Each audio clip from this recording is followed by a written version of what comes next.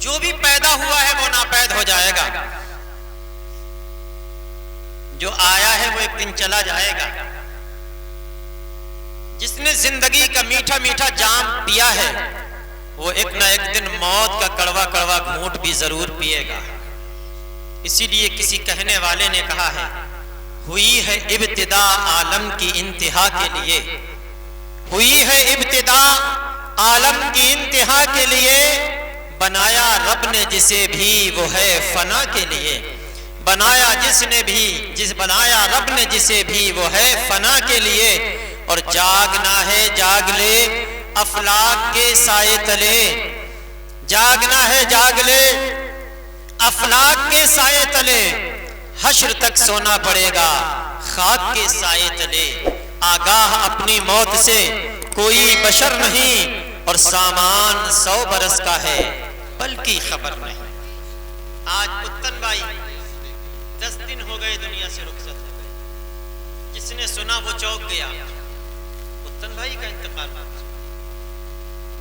بڑے اچھے آدمی تھے، بڑے ملنسار آدمی تھے، بڑے محبت کے آدمی تھے، لوگ کہتے ہیں۔ آج ان کے 10ویں کی تقریب میں ہم لوگ شریک ہیں، تو میرے دوستو یہ تقریب صرف ان کے ہی لیے نہیں ہے، یہ ہمیں بھی سبق دے رہی ہے۔ اے پتن بھائی کے 10ویں کی محفل میں آنے والوں، یہ مت سوچو کہ پتن بھائی کا 10واں ہے، یہ بھی یاد کر لو کہ ایک دن وہ آنے والا ہے کہ تمہارا بھی نمبر آئے گا۔ آئے گا یا نہیں آئے گا؟ جی ہمیں تو مرنا ہے ایک دن، آپ لوگ سب کو جانا ہے، سب کو مرنا ہے۔ اللہ تیرا شکر ہے 4-5 لوگ بڑے دل لگا کے بول رہے ہیں کہ ہاں مرنا ہے، اور باقی لوگ حساب لگا رہے ہیں کہ کہیں مر نہ جائیں۔ حساب کتنے بھی لگا لو مگر بچنا نہیں ہے۔ موت تو ایک دن آ کے رہے گی، موت ایک دن آ کے رہے گی، چاہے تم کتنی ہی بلند منزلوں میں بند ہو جاؤ، کتنے ہی مضبوط قلعوں میں قید ہو جاؤ، چاہے زمین کے اندر جا کے تم تہ خانے میں پیوست ہو جاؤ، بلا آسمان کی بلندیوں میں پہنچ جاؤ، چاہے تم چاند پہ چلے جاؤ، چاہے زمین میں رہو، پہاڑوں میں رہو، کوہ میں رہو، غاروں میں رہو، کہیں بھی رہو گے، بہرحال موت ایک نہ ایک دن آ کے رہے گی۔ موت کے پنجے سے آج تک نہ کوئی بچا ہے نہ بچ پائے گا۔ اس لیے میرے عزیزوں، میرے دوستو، موت آنے کی ہے، اور جب مرنا ہی ہے تو کیوں نہ مرنے سے پہلے ہمیں مرنے کی تیاری کر لینا چاہیے۔ موت جب ایک دن آئے گی تو موت سے آج تک نہ کوئی بچا ہے نہ کوئی بچ پائے گا، اور موت کبھی بھی یہ بھی نہیں دیکھتی کہ موت جب آتی ہے تو یہ نہیں دیکھتی کہ سہاگن کا سہاگ اجڑ رہا ہے، موت جب آتی ہے تو یہ نہیں دیکھتی کس کے بچے یتیم ہو جائیں گے، موت جب آتی ہے تو یہ نہیں دیکھتی کس کے بڑھاپے کی لاٹھی ٹوٹ جائے گی، موت جب آتی ہے تو یہ نہیں دیکھتی کہ کس کے گھر کا چراغ گل ہو جائے گا، موت جب آتی ہے تو یہ نہیں دیکھتی ہے کس کے گھر کی رونق اجڑ جائے گی، موت جب آتی ہے تو یہ نہیں دیکھتی کہ اس کے بچوں کا کیا ہوگا، موت جب آتی ہے تو وہ یہ نہیں دیکھتی کہ اس کے کاروبار کا کیا ہوگا، موت جب آتی ہے تو یہ نہیں دیکھتی ہے کہ اب اس کی پرورش کون کرے گا۔ عزیزان محترم، موت نہ کبھی محبت کی بنیاد پر ٹلتی ہے، موت نہ کبھی طاقت کی بنیاد پر ٹلتی ہے، موت نہ کبھی پاور اور اختیار اور طاقت کے بلبوتے پر ٹلتی ہے، موت نہ کبھی کسی سربراہ کے لیے ٹلی ہے۔ موت کا معاملہ یہ ہے، نہ موت طاقت سے ٹلے، نہ دولت سے ٹلے، نہ شہرت سے ٹلے، نہ عزت سے ٹلے، موت کسی بنیاد پر نہیں ٹل سکتی، موت اپنے وقت پر آ کر رہے گی۔ بے شک، سبحان اللہ۔ آئے گی نا موت؟ ارے موت آئے گی نا؟ مجھے گھور کے کیوں دیکھ رہے ہو؟ میں کوئی گالی تھوڑی دے رہی ہوں، ہاں موت آئے گی نا، یقیناً آئے گی، اور ایک نے ایک دن سب چھوڑ چھاڑ کے ہمیں جانا ہے۔ موت اگر محبت کی بنیاد پر ٹلتی تو شاید صدیق اکبر کو موت نہ آتی، موت کو اگر طاقت اور پاور کی بنیاد پر ٹالا جا سکتا تھا تو شاید رستم زمانہ کو موت نہ آتی، موت کو اگر بادشاہت اور سربراہی کی بنیاد پر ٹالا جا سکتا تھا تو سکندر زمانہ کو موت نہ آتی، اور دولت اور روپیہ پیسے کی بنیاد پر اگر موت کو ٹالا جا سکتا تھا تو قارون زمانہ کو موت نہ آتی، موت کو اگر اپنے دبدبے اور شوکت کی بنیاد پر ٹالا جا سکتا تھا تو شاید شداد کو موت نہ آتی، مگر یاد رکھو دوستان محترم، موت جب آتی ہے تو دنیا بے دست و پا ہو جاتی، کسی کی ایک نہیں چلتی ہے، موت کہیں آ کر سرنڈر بھی نہیں ہوتی، موت کا فرشتہ کبھی بھی کسی سے متاثر نہیں ہوتا۔ حیرت ہوگی آپ کو، شداد کا نام سنا ہے نا؟ شداد کا نام بادشاہ تھا، خدائی کا دعویٰ کر بیٹھا، اللہ نے جب اسے دولت دے دی، حکومت دے دی، جاؤ حشمت دے دی، تو خدائی کا دعویٰ کر بیٹھا، اور جب خدائی کا دعویٰ کیا تو میاں اسے جنت بھی بنانی پڑی، جب میں خدا ہوں تو میری جنت بھی ہونی چاہیے، جنت بنوا ڈالی زمین پر، اور ظاہر بات ہے جب جنت بنوائی ہوگی تو کتنے جتن کیے ہوں گے اس نے، جنت میں تمام عالی شان محل ہیں تو ان کا تصور اس کے ذہن میں ہوگا کہ عالی شان محل بنوائے جائیں، کیسے بڑے بڑے دروازے اور گیٹ ہوتے ہیں وہ سب بننے چاہیے۔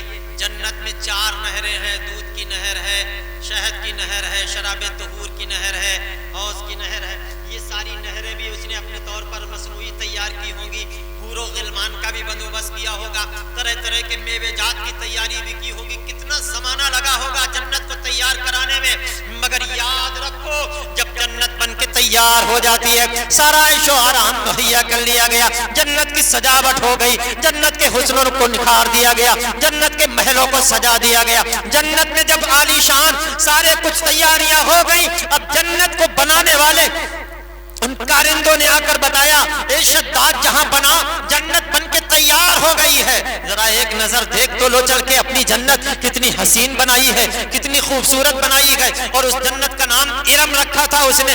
اس ارم کو دیکھنے کے لیے جب یہ اپنی سواری پر سوار ہو کر اپنے وقت کا بادشاہ، اپنے وقت کا فرما روا، اپنے وقت کا سربراہ جب اپنی سواری پر سوار ہو کے اپنی جنت کو دیکھنے کے لیے چلا تھا، چونکہ بسوں میں خیش اپنے آپ کو خدا کہلاتا تھا، مگر اللہ کی قسم یاد رکھو خدا کی گرفت بڑی سخت ہوتی ہے، اللہ فرماتا ہے نا ان بطش ربک لشدید، جب یہ چلا دیکھنے کے لیے جنت، یہ تو سوچ رہا تھا کہ جنت دیکھنے جا رہے ہیں، مگر موت اس کی طرف بھاگ رہی، جیسے ہی جنت کے گیٹ پر پہنچا، ایک پیر اس کا جنت کے دروازے پر اور ایک پیر ابھی سواری کی رکاب ہی میں تھا، اللہ نے حکم دے دیا ہے اسرائیل اسی حال میں اس کی روح قبض کر لی جائے۔ اللہ کی قسم کھا کے کہتا ہوں وہ شداد زمانہ جس نے اپنی ہاتھوں سے جنت بنوائی تھی، کتنا روپیہ پیسہ خرچ کیا ہوگا، مگر اسے ایک نظر دیکھنا بھی نصیب نہ ہوا، اس جنت کو صحیح معنوں میں دیکھ بھی نہ پایا، اور اللہ رب کریم نے اسے ذلیل و خوار کر کے دنیا سے رخصت۔ کہنے والے نے کہا شداد نے جب جنت بنوائی زمین پر، توجہ ہے نا، شداد نے جب جنت بنوائی زمین پر، خوش تھا کہ اب جھکے گی خدائی میرے در پر، خوش تھا کہ اب جھکے گی خدائی میرے در پر، خود ہی نہ دیکھ پایا اور دنیا سے چل بسا، وَتُعِزُّ مَن تَشَاءُ وَتُذِلُّ مَن تَشَاءُ۔ اللہ کی مرضی، وہاں بڑے بڑے سورما بھی کچھ نہیں کر سکتے، بے دست و پا ہو جاتے ہیں۔ ہاں موت اگر کہیں جا کے سرنڈر ہوئی ہے، موت بھی اگر کہیں جا کر ہاتھ باندھتی ہے تو صرف وہ ایک دربار ہے جسے دربار محمد عربی کہا جاتا ہے۔ سبحان اللہ۔ میرے آقا کے دروازے پر پہنچ کر موت کی بھی مجال نہیں تھی کہ ڈائریکٹ پہنچ جائے، موت کا فرشتہ بھی بغیر اجازت کے آقا کے دروازے کے اندر داخل نہیں ہو سکتا۔ آقا کریم ہی کی ایک ذات ہے جہاں پہنچ کر موت کے فرشتے نے کہا تھا یا رسول اللہ اگر آپ اجازت دیں تو آپ کی روح قبض کر لی جائے،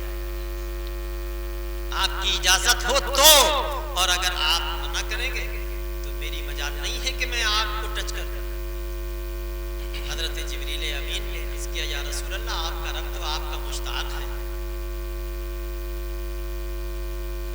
سرکار نے فرمایا ٹھیک ہے اسرائیل پھر بھی تمہارا جو ارادہ ہے کر لو۔ آقا کریم کو اجازت دی گئی، مہلت دی گئی کہ آپ چاہو لو اور چاہو تو اپنے رب کے حضور چلے جاؤ. آج اگر ہمیں اور آپ کو موقع ملے تو بتاؤ پھر چھوڑو گے کیا؟ موقع ملے کہ بھئی جب تک جتنے دن چاہو رہ لو، تو کیا پھر موقع چھوڑو گے؟ نہیں. کیوں؟ اس لیے کہ دو چیزیں کبھی انسان کی بری نہیں ہوتی. دو چیزیں کبھی بوڑھی نہیں ہوتی، چاہے کتنا ہی بوڑھا ہو جائے. مال کی ہوس اور جینے کی تمنا، یہ انسان کی کبھی بوڑھی نہیں ہوتی. مال کتنا بھی ہو جائے، لکھ پتی ہو گیا تو اب کروڑ پتی بننے کا ارادہ ہے، کروڑ پتی ہو گیا تو پھر ارب پتی چاہتا ہے بننا، ارب پتی ہو گیا تو کھرب پتی بن جاؤں، کھرب پتی ہو گیا تو سنگ پتی بن جاؤں. غرض یہ کہ جتنا ہے وہ کم سمجھتا ہے، اس سے زیادہ اور ہو جائے اور ہو جائے. اور ایسے ہی جینے کا معاملہ ہے. انسان اگر 100 سال کا بھی ہو گیا اور دیکھ لیا اس نے پوتے کی شادیاں دیکھ لی، اور اس سے پوچھو ابا دادا سناؤ کیا حال ہے، اور کوئی تمنا یہ تھی کہ پوتے کے لونے کا تو کم سے کم چہرہ دیکھ ہی لیتے. ہاں، پوتے کا دیکھنے کے بعد بھی پر پوتے کا دیکھنے کی تمنا ہے. کتنا ہی جی جائے تمنا یہی رہتی ہے، کچھ دنوں اور جی جاتا، یہ اور دیکھ لیتا، وہ اور کر لیتا. تو مرنے سے پہلے انسان ایک تو جینے کی ہوس اس کی ختم نہیں ہوتی، اور روپیے پیسے کی حوث جو ہے وہ ختم نہیں ہوتی. مگر یاد رکھو، مصطفیٰ جان رحمت سے فرمایا جا رہا ہے، عرض کیا جا رہا ہے، یا رسول اللہ آپ کا جب تک دل چاہے آپ دنیا میں رہے، اور جب چاہے آپ اللہ کے حضور تشریف لے چلے. آپ کی مرضی ہے، اگر آپ اجازت دو گے تو آپ کی منشا کے مطابق کام کیا جائے گا. میرے مصطفیٰ نے فرمایا مجھے بھی اپنے رب کی ملاقات کا اشتیاق ہے. اللہ کائنات میں اگر فرشتہ کہیں سرنڈر ہوا گئے اور کسی دربار میں جا کر اس نے اجازت طلب کی ہے تو وہ کسی اور کی ذات نہیں، وہ محمد عربی کی ذات ہے. سبحان اللہ، سبحان اللہ، زندہ باد. باقی اور موت کا فرشتہ کبھی نہ گھبرایا، نہ کسی سے اس نے خوف کھایا، نہ کسی کا احساس اور لحاظ کبھی کیا. کبھی پدھان کے دروازے پہ آ کے اس نے پوچھا ہے پدھان آ جاؤں؟ نہیں. جن کے نام کی توتی بولتا اور جن کے نام سے صاحب سکے چلتے ہوں، ان سے بھی آ کے کبھی فرشتہ نہیں پوچھتا کہ اب آ جاؤں. اگر پوچھ رہا ہے تو کس سے پوچھا؟ ہمارے اور آپ کے نبی. ذرا محبت سے کہہ دو، کس سے پوچھا؟ ہمارے اور آپ کے پیغمبر سے آ کے پوچھا. تو عرض یہ کر رہا تھا کہ مرنا ہمیں بھی ہے اور مرنا آپ کو بھی ہے. کیوں نہ مرنے سے پہلے ہم مرنے کی تیاری کر لیں؟ جی کریں گے تیاری انشاءاللہ. کریں گے تیاری. تو تیاری کا مطلب کبھی آپ شیخ چلی والی تیاری مت سمجھ لیجیے گا کہ شیخ چلی کی طرح کفن اوڑھ کے لیٹ جاؤ اور مولانا شعیب صاحب ادھر سے گزرے کہ ہاں بھئی یہ کیا ہو رہا ہے، کہا مرنے کی تیاری ہو رہی ہے. تو ایسی تیاری مت کرنے لگیے گا. مرنے کی تیاری کا مطلب یہ نہیں ہے کہ کفن اوڑھ کر لیٹ جاؤ آپ. میرے عزیزوں، میرے دوستوں، مرنے کی تیاری کا مطلب یہ نہیں ہے کہ آپ مسحری پر لیٹ جاؤ، غسل پہلے سے ہی کر لو، کفن پہن لو. نہیں نہیں، مرنے کی تیاری کا مطلب یہ ہے کہ جیسے ہی مسجد کے مینار سے آواز آئے حی علی الصلاۃ حی علی الفلاح، آؤ نماز کے لیے، آؤ کامیابی کی طرف، سارے کام کاج کو چھوڑ دو اور اپنے رب کے حضور جا کے سربا سجود ہو جاؤ. سبحان اللہ. مرنے کی تیاری کا مطلب یہ نہیں ہے کہ ہم بستروں میں آرام سے سوتے رہے اور مؤذن ہمیں سے کہتا رہے الصلاۃ خیر من النوم. یہ مرنے کی تیاری نہیں ہے. مرنے کی تیاری کا مطلب یہ ہے نماز پنجگانہ کے پابند ہو جاؤ. مرنے کی تیاری کا مطلب یہ ہے اللہ نے تمہیں مال دیا ہے تو ایمانداری سے حساب لگا کے پوری پوری زکات نکال دو. مرنے کی تیاری کا مطلب یہ ہے ماہ رمضان پاؤ تو پورے پورے مہینے کے روزے رکھ لو. یہ مرنے کی تیاری ہے. اللہ نے صاحب استطاعت بنایا ہے تو حج کر لو. یہ مرنے کی تیاری ہے. چوری سے کے قریب مت جاؤ. یہ مرنے کی تیاری ہے. شراب کو کبھی نظر اٹھا کے مت دیکھو. یہ مرنے کی تیاری ہے. جھوٹ سے پرہیز کر لو. یہ مرنے کی تیاری ہے. کسی کو دھوکہ مت دو. یہ مرنے کی تیاری ہے. کسی کی بے ایمانی مت کرو. یہ مرنے کی تیاری ہے. مزدوروں کی مزدوری مت ہڑپو. یہ مرنے کی تیاری ہے. بھائیوں کا دل مت دکھاؤ. یہ مرنے کی تیاری ہے. کسی کی میڑے مت توڑو. یہ مرنے کی تیاری ہے. کم ناپ تول مت کرو. یہ مرنے کی تیاری ہے. دودھ میں پانی مت ملاؤ میاں. یہ مرنے کی تیاری ہے. اور ہیرا پھیری مت کرو. یہ مرنے کی تیاری ہے. مسلمانوں کی مخبری تھانوں میں جا جا کے مت کرو. یہ مرنے کی تیاری. اگر ایسا کر رہے ہو تو کل بھرنا پڑے گا، بھگتنا پڑے گا. عزیزان محترم، ماں باپ کو نہ ستاؤ، یہ مرنے کی تیاری ہے۔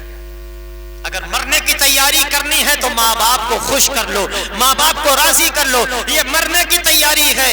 شراب مت پیو، یہ مرنے کی تیاری ہے۔ جوا مت کھیلو، یہ مرنے کی تیاری ہے۔ داڑیاں مت منڈاؤ، کہہ دو ایک بار یہ مرنے کی ہے تیاری، مرنے کی۔ تو سوچ تو یہ رہے ہو کہ مرتے بھی ایک بار نائی کو بلا کے اس طرح سے صفائی کرا لیں تاکہ قبر میں بھی جائیں تو پھر صفا چٹ میدان ہو کے۔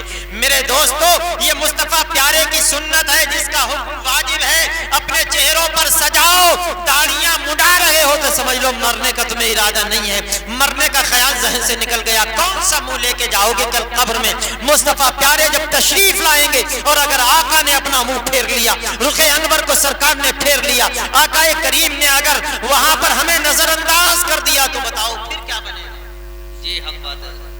مرنے کی تیاری کا مطلب یہ ہے کہ اللہ کے احکام کو اپنا لو، مصطفیٰ پیارے کی سنتوں کو عملی جامہ پہنا لو۔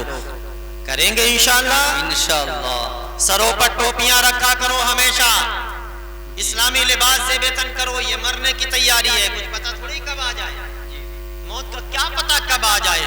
اس لیے میرے عزیزوں، میرے دوستو، ہمیشہ اللہ کا ڈر اپنے سینوں میں بسا کے رکھو اور جو احکام شرعیہ ہیں ان کو بجا لاؤ، یہ مرنے کی تیاری ہے۔ اور آج کل ہم یہ دیکھ رہے ہیں لوگ جنازوں میں جاتے ہیں، بڑی لاپرواہی کا مظاہرہ ہے۔ آپ لوگ بھی جاتے ہوں گے جنازے میں؟ جاتے ہیں کسی کے جنازے میں؟ سب کے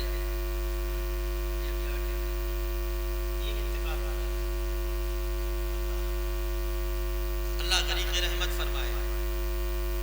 جتنے بھی مسلمان دنیا سے جا رہے ہیں اللہ ان سب کی بخشش و مغفرت فرمائے، آمین ثم آمین۔ جتنے حاضر ہیں مولا ان سب کی بھی مغفرت فرما دے، آمین۔ اب تو زور سے آمین کہہ دو۔ آمین ثم اے آمین۔ اللہ تو ہمارے تمام زندوں کو بخش دے، مردوں کو بخش دے۔ مگر آج جنازے میں جانے کے بعد بھی لوگ جنازے سے عبرت حاصل نہیں کرتے، جنازوں میں بڑے شوق سے جا رہے ہیں، اور کچھ لوگ تو گھر تک، کچھ راستے تک، کچھ قبرستان تک اور کچھ مٹی دینے تک بھی جاتے ہیں۔ جس وقت قبرستان کی طرف جنازہ چلتا ہے، جنب غفیر دکھائی دیتا ہے، بڑی بھیڑ بھاڑ ہے، بڑا مجمع ہے، صاحب بڑے مہمان لوگ ہیں، بڑا مجمع ہے، بہت سارے لوگ جنازے میں شریک ہوئے، مگر جیسے ہی مولانا شعیب صاحب مصلی امامت پر کھڑے ہوتے ہیں نماز جنازہ کے لیے تو حال یہ ہوتا ہے کہ 4 وہاں کھڑے ہیں، 5 وہاں کھڑے ہیں، 10 کی ٹولی وہاں ہے، 20 کی ٹولی وہاں ہے، کچھ دروازے پر کھڑے ہوئے ہیں، کچھ سڑک کے اس پار کھڑے ہوئے ہیں، کچھ قبر پر پہلے ہی سے پہنچ گئے ہیں۔ میں آپ سے پوچھنا چاہتا ہوں میرے دوست، تمہاری اصل شرکت تو جنازے کی یہ تھی کہ تم نماز جنازہ میں شریک ہو۔ بے شک، سبحان اللہ۔ یہ مسلمان کا مسلمان پر حق ہے۔